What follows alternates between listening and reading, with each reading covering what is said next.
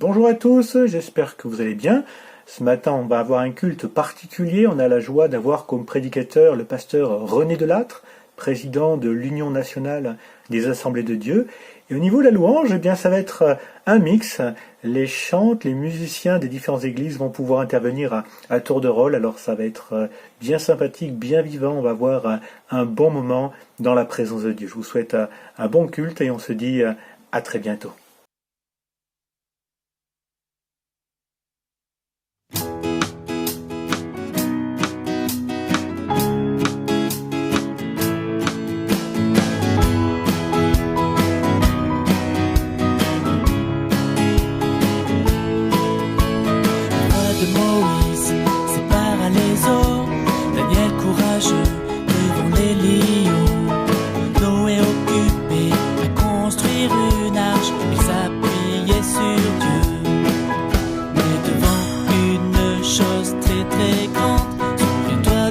Dieu a dit. Sois fort et sois très courageux. Sois fort, car je suis toujours avec toi.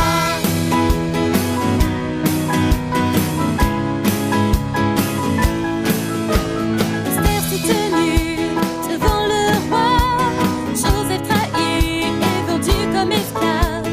David courageux affronta Goliath, il s'appuyait sur Dieu. Et devant une chose très très grande, souviens-toi de ce que Dieu a dit. Sois fort et sois très courageux. Sois fort, car je suis toujours avec toi. Sois fort, et sois très courageux. Sois fort, car je suis toujours avec toi. Sois fort, car je suis toujours avec toi. Sois fort, car je suis toujours avec toi. Sois fort, car je suis toujours avec toi.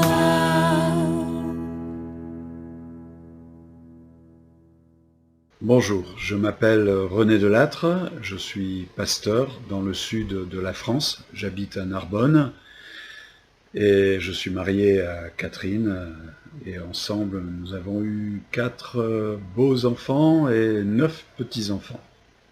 Je vais partager quelque chose plus sur un ton de conversation que de prédication. Le titre c'est « Entretien sur la grâce ». Il y a un sujet dans la vie chrétienne avec lequel j'ai un peu de mal, et même beaucoup. Pourtant, c'est la source de tout notre épanouissement, de toute notre joie, notre paix, notre force. C'est tout ce qui va me conduire à entrer dans la plénitude de la vie chrétienne. Et pourtant, j'ai du mal avec ça. Ce sujet, c'est la grâce. Je crois que le moment où j'ai le mieux compris ce qu'était la grâce, c'est lorsque j'ai donné ma vie à Jésus. J'ai entendu le message, la bonne nouvelle, ça m'a bouleversé, la foi est venue en moi, j'ai cru, j'ai donné ma vie et il y a eu des résultats extraordinaires. Mon être a changé. Pourtant, j'ai rien fait. Et puis, les années ont passé et je m'aperçois que, au fond de moi, il y a toujours quelque chose qui chercherait à ce que je mérite, à ce que j'obtienne, à ce que j'essaie de me transformer, de m'améliorer par moi-même. Franchement, on a du mal avec la grâce. Je ne sais pas, vous, ce que vous en pensez. En ce qui me concerne, moi, j'aime pas du tout la religion dans son sens le moins noble du terme. Je trouve qu'elle engendre beaucoup d'hypocrisie, de méchanceté, de jugement. Elle provoque des guerres. Et pourtant, je sens qu'il y a au fond de moi un animal religieux qui essaye toujours de revenir à la surface. J'ai l'impression que notre tendance, c'est de mettre un point quand Dieu met une virgule, et de mettre une virgule quand Dieu veut mettre un point. Regardez l'histoire du fils prodigue, et vous allez comprendre cela. Il y a un personnage dans la Bible qui parle bien de la grâce. Personnellement, il fait partie de mon top 10. Je ne sais pas si vous avez des préférés parmi les personnages de la Bible, mais moi j'en ai. Ce personnage, c'est Méphibosheth. Méphibosheth, nous lisons son histoire dans le second livre de Samuel, au chapitre 9. Vous pourrez le lire. David dit, « Reste-t-il encore quelqu'un de la maison de Saül pour que je lui fasse du bien à cause de Jonathan ?» Quand David a trouvé Méphibosheth, il lui a dit « Méphibosheth » et Méphibosheth a répondu « Voici ton serviteur ». David lui dit « Ne crains pas, car je veux te faire du bien à cause de Jonathan, ton père. Je te rendrai toutes les terres de Saül, ton père, c'était son grand-père, et tu mangeras toujours à ma table. » Il se prosterna et il lui répondit « Qu'est-ce que ton serviteur pour que tu regardes un chien mort tel que moi ?» Et puis à la fin, eh bien, il est écrit « Méphibosheth mangea à la table de David comme l'un des fils du roi. » C'est une belle histoire, une histoire qui a très mal commencé. Méphibosheth appartenait à la maison royale de Saül, et Saül est mort, et David l'a remplacé. Et quand il y a un nouveau roi, la coutume terrible, c'est que ce roi massacre tous ceux de la maison royale précédente. Alors la nourrice de Méphibosheth a compris ça, et elle a voulu s'enfuir. Et Méphibosheth avait seulement 5 ans. Et en s'enfuyant, elle a fait une chute, et certainement que sa chute a été très grave, puisque jamais Méphibosheth ne s'en relèvera, il est boiteux des 2 pieds, nous dit la parole de Dieu. Alors on le retrouve là, dans ce village, ou cette ville à Lo-Debar. Il est boiteux, tous les jours il se souvient de ce qui s'est passé, il sait que la famille royale le cherche, et il pense que c'est pour le tuer, puisque c'est un des derniers survivants. On voit aussi qu'il a de sa personne une très mauvaise opinion, il se regarde comme un chien mort. À l'époque, les chiens n'étaient pas comme les gentils toutous que nous avons aujourd'hui, et puis on ne touchait pas ceux qui étaient morts, c'était vraiment impur. Alors lui, non seulement il se regarde comme un chien, mais comme un chien qui est mort, qui plus est. On se retrouve dans cette histoire. On a longtemps pensé que Dieu nous cherchait pour régler ses comptes avec nous, qu'il est toujours là pour nous présenter la facture. Et ce que ne savait pas Méphibosheth, c'est que David le cherchait justement pour lui apporter plein de bonnes choses qui allaient transformer sa vie. Et c'est exactement ce que Dieu fait avec nous. Alors, ce que je voudrais qu'on retienne en premier lieu, c'est qu'un jour on a découvert ça. Et ce jour-là, nous avons donné notre vie à Jésus-Christ, et c'est ce que nous appelons le jour de notre conversion. Mais savez-vous qu'aujourd'hui encore, si Dieu nous cherche, s'il cherche le contact avec nous, c'est toujours pour manifester son amour et pour nous bénir. Plusieurs choses vont changer dans la vie de Méphibosheth, 3 exactement. La première chose, c'est qu'il va devenir un propriétaire terrien. Il a de grandes terres, et c'est certainement pas quelques mètres carrés, ça doit être des hectares et des hectares. Il va donc devoir apprendre à découvrir les limites de sa propriété. Eh bien, la grâce, c'est ça aussi. C'est connaître les limites de ce qui nous appartient. La Bible dit que nous avons tout pleinement en Christ, que nous sommes co-héritiers. Tout ce que Christ a obtenu en mourant sur la croix, c'est à nous. Alors comment on peut savoir ce qui nous appartient? Eh bien, nous avons un acte de propriété, un titre de propriété, c'est la Bible. Et la grâce, ce n'est pas de lire la Bible comme une série de commandements, comme si en les appliquant, la bénédiction allait venir sur nous. La bénédiction, elle est déjà sur nous. Mais la grâce, c'est de découvrir toute l'étendue de notre propriété et en le découvrant, eh bien, on se l'approprie, c'est-à-dire on le prend en compte pour notre vie quotidienne, familiale, professionnelle, chrétienne, spirituelle, intérieure, extérieure, nos relations. On prend en compte toutes ces choses comme étant des choses que nous possédons, et c'est parce qu'on les fait rentrer dans notre vie par la foi que les choses vont changer. Nous, souvent, on fait le contraire. On se dit, tiens, ça j'aimerais, mais pour l'avoir, il faut que je fasse comme ci, il faut que je fasse comme ça. Non, non, ça nous a été acquis, nous sommes co-héritiers. Ne faisons pas comme ce jeune homme riche qui disait, qu'est-ce que je dois faire pour hériter? Nous avons hérité et on n'a jamais vu quelqu'un faire quelque chose pour pouvoir hériter.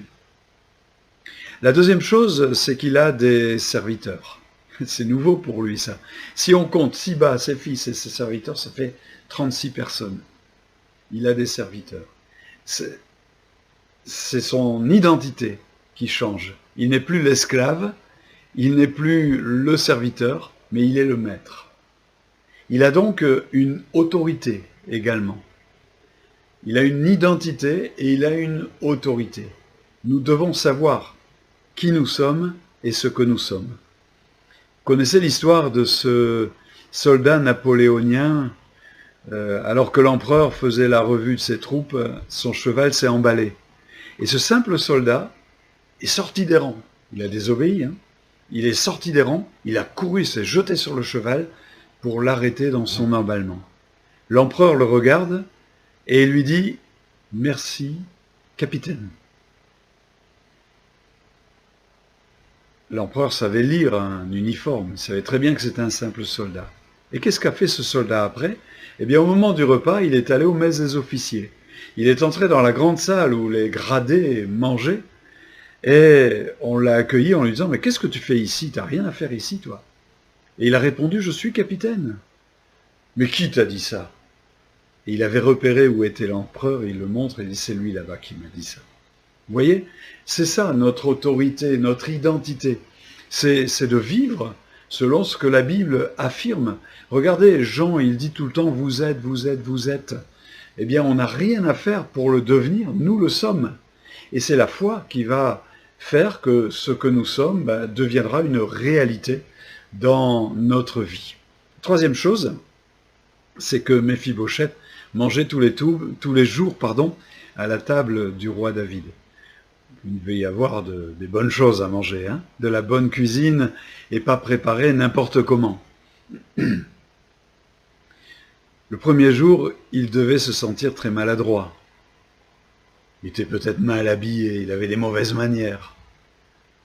Mais progressivement, à force d'être au contact du roi, eh ben on a vu notre Méphibosheth se transformer, commencer à porter des beaux vêtements, à avoir de bonnes manières, à apprécier les mets, à devenir plus fin gourmet et à avoir des sujets de conversation avec le roi qui étaient des sujets de conversation, on va dire, royaux et non plus de la condition dans laquelle il était avant. Vous comprenez ce que je veux dire? C'est ça aussi. Nous avons une libre entrée à la table du roi et jamais il ne nous dira « Qu'est-ce que tu viens faire? C'est fermé aujourd'hui, je ne suis pas disponible, excuse-moi, je suis débordé. » Notre Seigneur Jésus-Christ est tout le temps disponible pour nous accueillir. Il est notre frère. Il n'a pas eu honte de nous appeler son frère. On est de la famille. Et nous ne devons pas négliger cet amour de la présence de Jésus. C'est ça la grâce. On ne vient pas à Jésus comme ce pharisien qui disait « Regarde ce que j'ai fait, regarde comment je suis bien, je prie, je donne ma dîme, etc. » C'est pas comme ça qu'on vient. On vient parce qu'on est son frère. Il nous a sauvés. On est plein de reconnaissance. Bien sûr qu'on est conscient de nos limites et de tout ça, mais on ne passe pas sa vie à se frapper la poitrine et à s'humilier tout le temps. Non, non. Mais on sait qu'auprès de lui, on va grandir. Auprès de lui, on va faire des progrès. Alors on aime se tenir dans sa présence. On lui parle, on l'écoute, on est tranquille, on est bien, on apprécie, on le loue, on l'adore, on lui raconte ce qu'il est pour nous. ce qu'on a appris dans la Bible, que la Bible nous a montré de son œuvre envers nous, on lui raconte, on le remercie pour ça. C'est ça la grâce. Alors je ne sais pas comment vous vivez votre vie chrétienne. Ne mettez pas de critères. Je n'aime pas l'expression un bon chrétien. C'est quoi un bon chrétien? On est chrétien, c'est tout. On a plein de défauts, plein de limites, mais on a un Dieu qui nous cherche pour nous aimer tous les jours. Nous sommes des propriétaires. La Bible nous indique ce que nous possédons. Nous avons une identité, nous avons une autorité. Exerçons-la. Et puis, nous avons un Seigneur, Jésus, qui aime notre présence. Alors, c'est pas à consommer avec modération, ça, surtout pas. Non, non, il faut user et jamais on abusera. Le Seigneur aime vraiment votre présence, ma présence à ses côtés. Alors, utilisons-le. Et si un jour, vous vous sentez vraiment, vraiment pas dans le coup, ben allez-y quand même, il vous accueillera et il vous fera du bien. Soyez bénis. Au revoir.